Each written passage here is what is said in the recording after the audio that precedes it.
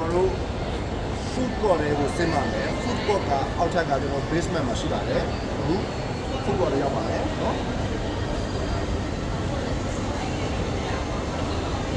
ဒီ food court ကသူကအရန်စုပ်ပြီးတော့သူကပြည့် decoration ပေါ့နော်အထဲမှာလုပ်ထားတဲ့ decoration ကအရန်မိုက်နော်အရန်မိုက်တယ်သူကလူတွေကိုဆွဲဆောင်တာပေါ့နော်ဒီမှာရှိတဲ့အစားအသောက်တွေတခြား shopping mall တွေမှာရှိတဲ့အစားအသောက်တွေလည်းပြီးတော့ဈေးကြီးတယ်ကြည့်ရင်တော့ကျွန်တော်တို့ကစားနေတယ်တော့ပေါ့နော်ကြည့်ရင်တော့စားကျင်စရာလို့ထင်ပေမဲ့တကယ်စားကြည့်ရင်တော့ကျွန်တော်တို့ကစားနေမှာခိုက်ဘူးဒါပေမဲ့ဈေးတော့အရန်ကြီးတယ်လူတိုင်းဒီပါကလည်းနော်ဒီမှာရောက်ရင်ဒီ food court ကတော့နော်စားကြတယ်ဒီမှာတော့အကောင်းဆုံးနာမည်ကြီးတာတော့ကျွန်တော်တို့ကဝက်နိုင်ပြီးတော့နော်ဝက်နိုင်ပြီးတော့အရင်တော့ကတော့ဈေးတော်ကြီးတယ်အခုနောက်ပိုင်းတော့ discount တော်များချတော့ကျွန်တော်ပွဲအသေးဆုံးပွဲဆိုရင်200လောက်နဲ့ကျွန်တော်ဒီမှာဆိုရင်တို့နိုင်ငံကကစုံဥတွေအရင်စားတယ်ကြာကစုံဥကလည်းစိုက်မျိုးစုံရှိတယ်အရောင်မျိုးစုံရှိတယ်ကစုံဥဖုတ်ပြီးတော့လည်းစားတယ်စတော်ဘယ်ရီကလည်းအကြီးကြီးတွေပါနော်ဒီမှာကအသီးမျိုးစုံရတယ်အဲ့တော့အစိမ့်အဆန်မျိုးစုံရပါတယ်ပေါ့နော်တော့ဒါဆိုမျိုးကိုဒီရမယ်မျိုးကိုဒီလိုခါမျိုးဆက်နေရည်ရမယ်လူရင်းကြီးဆက်နေရည်ရမယ်တည့်ရည်ဆက်နေရည်ရမယ်မင်းကိုဒီဆက်နေရည် sorry ရမဟိုစကပောင်းကြီးဆက်နေရည်ရမယ်ဖုတ်ကဒီဆက်နေရည်ရဒီမှာကနော်ဒါမဲ့ဈေးကြီးပါလေဥပမာပြင်ဒီမှာဒီခွေးဒီတစ်ချမ်းဒီခွေးဒီတစ်ချမ်းဒီဒါဘယ်လောက်ကြမလဲဆိုရင်ကျွန်တော်တို့ဒါ184.55နော်ဘတ်ကြပါတယ်190လောက်185ဘတ်လောက်ကြပါတယ်185ဘတ်ဆိုရင်ဗမာငွေ2000ကျော်ပါတယ်နော်2000ခွဲလောက်ရှိပါတယ်အဲ့တော့ဒီမှာဈေးကြီးပါတယ်အဲဒါပေမဲ့ကျွန်တော်မနေ့ကတင်တဲ့ post မှာကျွန်တော်ဘန်ကပီဈေးလေးကိုတွားရင်တော့ဒီခဲသီးတစ်လုံးကြီးအဲ့ဒီမှာဗမာငွေလို့တက်မယ်ဆိုရင်9000ပြင်မပူဘူးခင်ဗျာနော်ဒါအများကြီးกว่าပါတယ်နော်ဒီမှာလူရင်းကြီးကြီးကတော့ကျွန်တော်အမျိုးကြီးတော့ဒီလူရင်းကြီးတွေကိုဒီထဲရောက်တော့တရေရုံလုံးမဲ့မလုပ်ဝယ်မပြနိုင်ဘူးမနက်ကြီးကြီးပါတယ်ပေါ့နော်ဒီမှာလေပေါ့နော်သူကဘာရပေါ့နော်499ဆိုတော့ပမာငွေနဲ့ဆိုရင်8000 9000လောက်ရှိပါတယ်အဲ့တော့ကျွန်တော်လည်းမစားပါဘူးအနက်မဲရှိပါတယ်နော်ဒီကဒီ icon နဲ့မှာသူ့ရဲ့အာသာချက်ကသူဒီဒါဈေးတစ်ခုလို့ food တစ်ခုလို့မဟုတ်ဘဲနဲ့ပေါ့နော်သူကအပြည့်အစင်တွေပေါ့နော်ဒါရုပ်တန်းလေးရောင်းနေတဲ့လူမျိုးလို့မဟုတ်မျိုးလေကောင်မှာရှိတဲ့တော့အင်ဂျိုအင်ဂျာကိုရောင်းနေတဲ့ပုံစံမျိုးရှင်ကျင်းမှုပေါင်းလို့ဂျပန်နိုင်ငံမှာရှိတဲ့ဟုတ်တယ်မလားတော့အဲဂျပန်ရိုးရအင်ဂျီတွေရောင်းနေတဲ့ပုံစံမျိုးကိုတော့မိဘုံနေနဲ့ခီးမျိုးစုံပေါ့နော်တော်တတ်ဒီပါလေးမှာကလေးကစားမှုနေရတယ်ဆိုတော့အဲ့လိုအလှဆင်လာတာပြီးတော့တော့တခြားဒါမျိုးတော့လက်ဆောင်ပစ္စည်းစပင်းနီယာလို့ဟာမျိုးတွေကလည်းသူကအမျိုးထားပြီးတော့ဒါအဲ့ဒါကိုနီးမျိုးစုံနဲ့ဆွဲဆောင်တာဒီကနေပြီးတော့ကျွန်တော်တို့ပညာယူလို့လိုပါတယ်ကျွန်တော်မြန်မာနိုင်ငံတစ်ချိန်မှာကျွန်တော်တို့ပေါ့နော်ဒါပွင့်ခဲ့လာပြီဆိုပြီးတော့ဒါအမတန်မှကိုကျွန်တော်တို့ဒီကောင်းနေရတာဒီလုံးလေးခါတဲ့ဟာလေးတွေကဝါးလေးကိုရက်ထားပါတယ်ကျွန်တော်နိုင်ငံဝါးမတန်ပေါ်ပါတယ်ဒါပေမဲ့ဒီမှာဓာတ်တွေကိုသူတို့ဈေးကြီးကြီးနဲ့ရောင်းတယ်နော်ဝဲလို့နော်လာလဲလာနော်မှာကျွန်တော်တို့စပါဆိုရင်ဒါအစံအိတ်တွေကိုဒါဝိုင်းနေနေတဲ့နှီးနေရတဲ့မျိုးစုံပေါ့နော်မျိုးစုံဒါလေးဒါ tourist attraction တွေကြနော်ဒီကောင်တွေကိုဈေးကြီးတွေဝယ်ကြတယ်နော်အဲ့လိုဒါလက်မှုပစ္စည်းတွေဒါတော့ craft ဒါလည်း fiber ပါပဲနော်ဒါလည်း fiber လို့ခေါ်တာပါပဲဒါလည်းဒီဦးမဟုတ်ဘူးချွေဦးမဟုတ်ပါဘူးရှုံဦးလည်းမဟုတ်ဘူးလို့ကိုယ်ကလေးဦးလည်းမရှိပါဘူးဒါလည်း glass fiber လို့ထားတယ်ပြောပါမယ်နော်အလုပ်ကိုတော့ရှိပါတယ်အဲဒီကတော့ကျွန်တော်တို့ဒီမှာမိုးရိုးရာမင်းနဲ့ကောက်လို့နော်မိုးကတ်လို့ရှိတယ်မျိုးနော်တို့မှလည်းထိုင်းရိုးရာ snacks တွေနော်စားတာရှိပါတယ်တိတ်မကွာဘူးကိုလည်းအဓိကတော့ဆန်ကောင်းကြီးနဲ့ပဲလုပ်ကြတာနော်ဟုတ်ကဲ့ဒါရတော့ဒါတော့ barbecue အတန်းမှာဒီ barbecue မှာသူကမျိုးစုံရှိပါတယ်ဒါဆိုရင်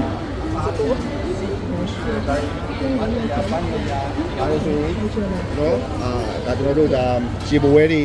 ကိုတုတ်ထိုးပြီးกินထားတယ်ပစုံတွေกินထားတယ်ဘတ်တရား200စားနော်ဒါဘတ်တရားဆိုရင်ဒါယူရိုပီယန်တွေပေါ့နောက်တိုင်းသားတွေကဒါအရန်တန်နေကျွန်တော်တို့အနေနဲ့ကတော့ဒါဈေးများတယ်နော်ဒါပစုံဖတ်ထုတ်တွေပါနော်ပစုံပြန်ပါတော့ဆောင်းနေတာကျက်ပစုံဖတ်ထုတ်တွေနော်အဲ့ဒီအကျဉ်းစရာတွေပေါ့ဒါပေမဲ့နော်မိတ်ဆွေလာပြီးတော့ဒီရောက်တာနဲ့တစ်ခုနှစ်ခုစားပြီးတာနဲ့မိတ်ဆွေဖိုက်ပြေသွားလိမ့်မယ်နော်စားကြည့်တယ်ရှိရတယ်ပေါ့နော်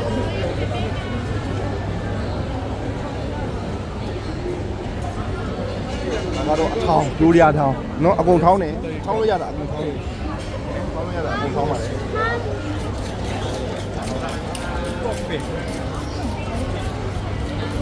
မတန်ကြီးကျယ်ပါတယ်နော်ညာကြီးတစ်ခုလုံးကအမျိုးဆိုင်နေနဲ့အပြည့်ပါပဲဒါပေမဲ့စားကျင်စရာတော့အကုန်ကောင်းတယ်ဒါပေမဲ့ကျွန်တော်စိုက်တဲ့ကြိုက်တဲ့ဆိုင်တစ်ဆိုင်မှကျွန်တော်မသိဘူးတော့စားလည်းမစားဘူးကျွန်တော်ကတော့အိမ်ကနေပြီးတော့ကျွန်တော်စားဖို့ကျွန်တော်အသီးယူလာတယ်ကျန်တဲ့ကျွန်တော်သားနဲ့ကျွန်တော်ဒီငါးရီတော့ဘာစားမလဲကျွန်တော်မသိဘူးကျွန်တော်ကတော့ပန်းသီးတွေခွဲလာမဂလာသီးတွေခွဲလာဒီဟာတွေကျွန်တော်စိုက်တော့ကြိုက်တဲ့ဆိုင်အနက်ကိုမထားနိုင်တော့ကျွန်တော်ဒီကြီးရှိပါတယ်ဒါလေးမဆက်လိုက်တယ်အဲ့ဒါ squid နော်ကိမုန်ကြီးအပေါ်လိုက်ကျင်ထားတာရှိပါတယ်ထိုးကျင်ထားတာရှိပါတယ်ဒီကြီးငါးတွေရှိပါတယ်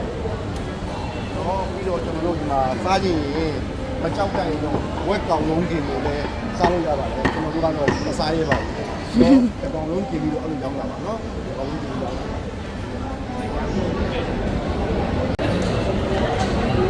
ဒါတော့ပေါ့နော်ကျွန်တော်တို့ဒါတရသီးတို့ကျွန်တော်တို့ဒါထောပတ်သီးတို့ပေါ့နော်သူကတကယ်ကိုတမာဝါစစ်စစ်ကိုသူကဘူးတဲ့ဖြော်ထည့်ပြီးတော့သူကအဲ့လိုရောင်းနေတယ်အဲ့လိုရောင်းတော့သူကနော်သူကဒါလည်းကြံဆိုရင်ဒါကြံကြီးဘူးနဲ့ကနန်းတွေရှိတယ်ဒါတော့ကျွန်တော်တို့ဒါတီကြီးငါကင်းမုံကိုကျွန်တော်တို့ဒါမုံမြတက်ပြီးကြော်ထားတာပေါ့နော်ဒါကတော့ပစုံခွက်ကြော်ပေါ့နော်ဟုတ်ကဲ့ပါကျွန်တော်ဒီမှာပေါ့နော်ဒီစားတောက်ဆိုင်တွေတန်းတွေအကုန်လိုက်ပြရင်တော့ကျွန်တော်တို့စုံမှာမဟုတ်နိုင်ဘူးဒါကိုဝက်နိုင်ရုံမိတော့ပါနော်ကျွန်တော်တို့ပြောတယ်ဝက်နိုင်ရုံမိတော့ပါသူကတော့ဒီမှာပွဲတွေရှိပါတယ်အခုတော့မှပွဲကတပွဲကို150တန်းရှိမယ်ခောက်ဆွဲနေဆိုရင်ပေါ့နော်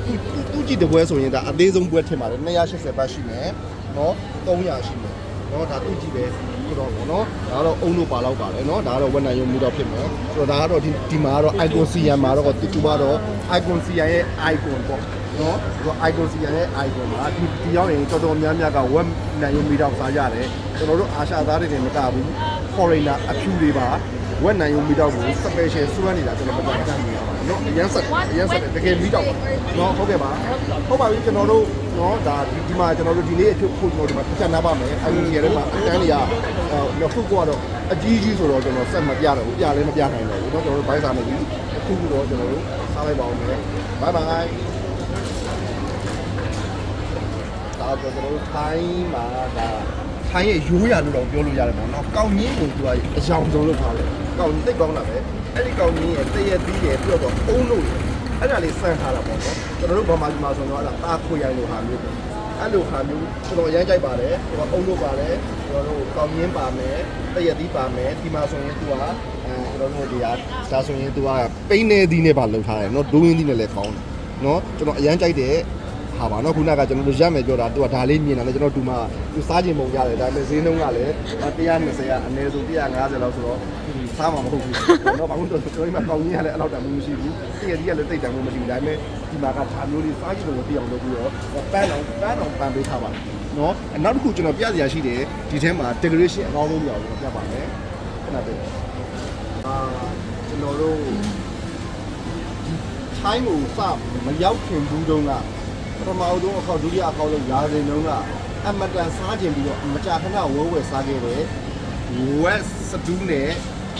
ချက်နော်အလုံးလိုက်ထည့်ထားတယ်အရန်စားကျင်စရာကောင်းပါလေဒါပေမဲ့ तू ကအရန်ချိုလုံးအားကြီးပြီးတော့အရန်အီယုံအားကြီးတဲ့အတွက်ကျွန်တော်တို့ဒီဘလောက်ပဲစားကျင်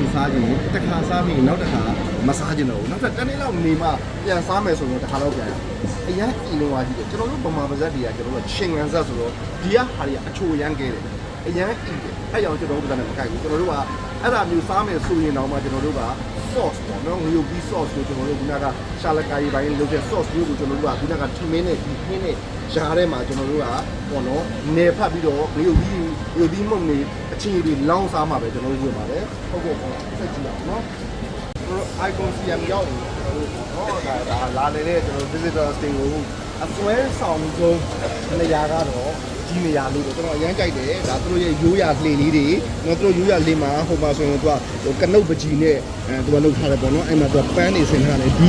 လူမျိုးဒီခိုင်းလူမျိုးတွေသူကအပနော်အနုစိတ်တွေသူကအရန်သဘောကျလူလေးတွေကလည်းသူကပေါ့နော်ကြောကြောမောမောလေးနေမယ်လူလေးရလည်းကြောမောလေးနေမယ်အသားတောက်ကိုလည်းကြောကြောလေးစားမယ်အဝတ်အစားကိုလည်းကောင်းကောင်းလေးနဲ့ branded တွေကိုဝတ်မယ်ရေမွေးကြံကြောင်နေမယ် ပြီးရင်သူတို့ဒီရွာလေးနေလှပလေးကိုနေနေရတယ်အမတန်မောက်ကိုပြောရရင်တော့အရန်နူးညံ့တဲ့လူဒါကျွန်တော်ကတော့ကိုတော့တခြားဟိုအနောက်နိုင်ငံတွေတော့မရောက်ဘူးကျွန်တော်ဒီဂျိုးရီးယားကိုတော့ကျွန်တော်ကသူတို့ဒီအမတန်မောက်ကိုနူးညံ့တဲ့လူမျိုးတွေလို့ကျွန်တော်ကတော့ယူဆတယ်သူကစိတ်ကူးတွေလည်းနူးညံ့တယ်လူတွေလည်းနူးညံ့တယ်အတွေးတွေအဖော်လည်းနူးညံ့တယ်အပြည့်အစင်လည်းနူးညံ့တယ်ဒါယူရီးယားနေအဲ့ဒါကိုကြည့်ပြရစီသူတို့ရဲ့ဒီမှာဒီလေးပေါ်တင်ထားတဲ့ပစ္စည်းလေးတွေနော်လေးပေါ်တင်ထားတဲ့ပစ္စည်းလေးတွေဒီပစ္စည်းဆိုရင်ဒါ attach case ပေါ့ဒီ attach case လေးဆိုရင်ကျွန်တော် attach case ကိုဆိုရင်ကျွန်တော်တို့ကဒါကြီးကဝါးနဲ့တော့မဟုတ်တာချိန်နဲ့လုပ်ထားမယ်နော်ဒါပြီးသွားတဲ့ဟာမျိုးဟိုဘက်မှာဆိုရင်ဝါးနဲ့ရက်ထားတယ်ကျွန်တော်တို့ဟိုမှာတမင်မျိုးလုံးလေးထည့်ထားမယ်အတူတွေပေါ့နော်ဒါတွေကတော့အတူတွေပါအဲ့တော့ဟိုဘက်မှာတောင်းလေးတွေတကောက်ခါလေးတွေစွန်းကြိုင်လေးတွေပန်းလေးတွေနဲ့ဒီသူတို့ဒီဘလောက်ထိစိတ်ကူးရှင်တယ်လဲဆိုတော့ပေါ့နော်ဘလောက်ထိနူးညံ့တယ်လဲဆိုတာကိုကျွန်တော်ကဒါကျွန်တော်တို့ရဲ့ခန္ဓာကိုယ်လေးကျွန်တော်ဝင်ပြီးတော့ခံစားကြည့်အဲ့တော့တို့ဒီတကယ်ကိုနူးညံ့တယ်သူတို့ပေါ့နော်ဘတ်စကားမှာကျွန်တော်တို့ဘယ်သွားကျွန်တော်တို့စကားကြေးပြောတာကြောက်မှမရှိတော့လားကျွန်တော်နဲ့နေတဲ့ကျွန်တော်တို့ပုံတူမှာနေတဲ့ဘေးကယိုးရီးယားတွေကျွန်တော်ရှင်းမှမသိရဘူးသူကအချင်းချင်းနဲ့စကားအကျဉ်းမပြောဘူးဒါကတော့အားတာအဲ့တော့ကျွန်တော်အော်ဟိရန်ဖြစ်တာတို့ဘာလို့တော့အ ਨੇ အချင်းရှိတယ်အရင်မူတဲ့အချိန်တို့ဘာလို့မှလောက်ပဲကျန်တဲ့အချိန်တော့ကျွန်တော်တို့ကစကားကြင်ကြင်ပြောရတော့ကျွန်တော်သိမကြားရဘူးကျွန်တော်တက္ကစီသမားတွေဘာတွေလောက်တော့စကားကြင်ကြင်နဲ့ပေါ်လာခဲ့တာတော့ဒါအမှန်တကယ်ပြောတာဒါသူ့နိုင်ငံမှာကျွန်တော်တို့နားနေသူ့နိုင်ငံကောင်းကြောင်းတွေသူ့ကိုလျှောက်ပြောနေတာကျွန်တော်မြင်ရတာဘူးနော်အမှန်တမ်းမှလူစိတ်တယ်ဆိုတာပြောပြတာပါเนาะကျွန်တော်တို့ဗမာတွေမှာလည်းကျွန်တော်တို့ဗမာပြည်ခေတ်တုန်းကလည်းဒါမျိုးတွေရှိခဲ့မှာပါဒါပေမဲ့ကျွန်တော်တို့ကအဲ့တုန်းကဟာလေကျွန်တော်နိုင်ငံကဒါမျိုးပေါ့เนาะပြည်သူတွေကိုsorry နိုင်ငံတကာ tourist တွေတခြားနိုင်ငံသားတွေကိုကျွန်တော်တို့ကဒါမျိုးတွေနဲ့ကျွန်တော်တို့ပေါ်ထုတ်ခွင့်အများကြီးလုံးနေသေးတာတော့ကျွန်တော်เนาะဒါကျွန်တော်တို့တစ်ချိန်မှာဖြစ်အောင်စူးစမ်းရမယ်ဆိုတော့ကျွန်တော်ဒီခေတ်လူတွေနောက်လာမယ့် generation တွေရဲ့ဒီတောင်းဝင်မဲဆိုကျွန်တော်တို့မှာအများကြီးရှိမှာပါเนาะမြန်မာယူရည်ကြည့်မှု50မျိုးတွေเนาะအများကြီးရှိပါတယ်ဒါမျိုးတွေလည်းကျွန်တော်တို့ပေါ်ပြနိုင်မဲလို့ကျွန်တော်ယုံကြည်ပါတယ်ဒီနေ့တော့ကျွန်တော် story တော်ပြီးနဲ့ပြောတာဒီလောက်ပါပဲခင်ဗျာ